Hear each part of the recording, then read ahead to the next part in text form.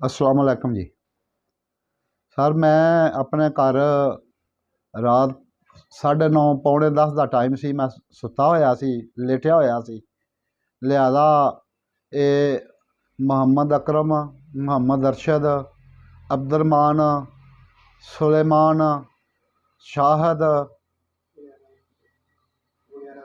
वगैरह ये काफ़ी बंदे डंडे सोटे सन, इन्हां कोल आसी अशरा सी और मतलब औरतां सन नाल बहुत ज़्यादा, जिन्हां ने आके साडा घर तोड़िया फोड़िया और ताले तोड़े ने और साडा समान तोड़िया, साडे विंडो दे शीशे तोड़े ने, गेट तोड़ के अंदर आए ने।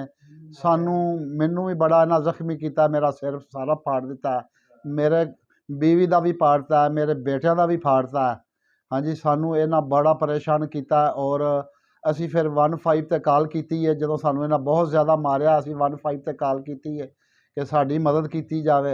ज़्यादा गुजारिश है कि SHO साहब सिटी विहाड़ी और अपना DPO साहब विहाड़ी और RPO साहब मुल्तान सानू इंसाफ रहम किया जाए, क्योंकि साडे नाल इन्हां बड़ी ज़्यादती की है। साडे घर ते कब्जा करने की कोशिश की है, साडे गोदाम ते कब्जा करने की कोशिश की है।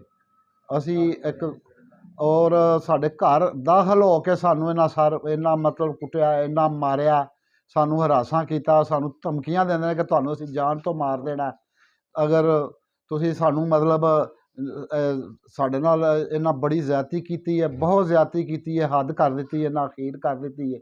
ये मेरा बेटे ने एक ने जाना सी यूनान, ਉਹਦੀ वजह तो इन्हां सारा किया कि ਉਹਨੂੰ ਅਸੀਂ परचे ਦੇ ਵਿੱਚ शामिल कर ਲਈਏ, ਉਹ ना जा सके। लिहाजा ਉਹਨੂੰ ਅਸੀਂ हालांकि ਉਹਦੀ फ्लाइट ਅੱਜ ਸੀ, लेकिन ਅਸੀਂ ਉਹਨਾਂ ਨੂੰ ਕੱਲ੍ਹ सुबह ਦਾ ਇਹਨਾਂ मतलब ਭਜਵਾ ਦਿੱਤਾ ਹੋਇਆ इस्लामाबाद। मैं अपने बेटे ਦੇ ਨਾਲ, ਆਪਣੇ ਬੇਟਿਆਂ ਦੇ ਨਾਲ कि ਤੁਸੀਂ चले जाओ। इन्हां ने अपने ते मतलब ना ये वकूआ बना के इन्हां अपने ते ये करना, साढ़े नाल सर बड़ी ज़्यादती हुई है। लिहाजा सानू इंसाफ दिलाया जाए और साड़ी मदद की जाए, क्योंकि असी एक नहायत शरीफ शहरी हाँ और इस शहर दे विच कारोबार करने हाँ। लिहाजा सानू बड़ियां धमकियां, कतल दीयां धमकियां देंदे ने, असी तेरे बेटियां नू मार देना, असी तेनू मार देना, फलाणे नू मार देना। लिहाजा साडी अपील है तुहाडे अगे कि तुसीं सानू इंसाफ दिलाया जाए।